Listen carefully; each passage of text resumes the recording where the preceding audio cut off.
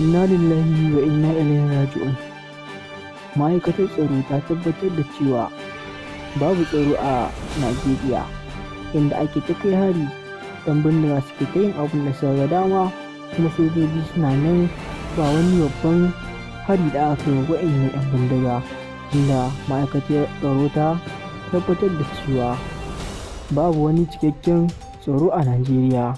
Duba da ganin haka ne nan ake jin jita-jita da bakin mutane suke cewa wannan rashin tsaro da ake fama da shi da wannan kashe-kashen mutane da ake yi da kuma 'yan bindiga wanda suke ta yin abubuwan da suka ga dama. Mutane ne sun yi magana sun ce ba mamaki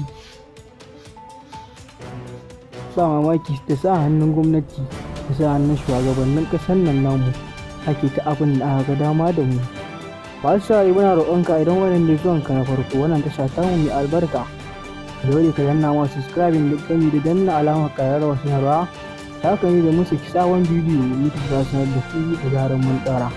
Muna muku godiya sosai da irin ƙoƙarin kasancewa da mu da kuke yi a kowane lokaci a cikin wannan tasha ta mu mai albarka, wato mai suna Sabon Tashi TV.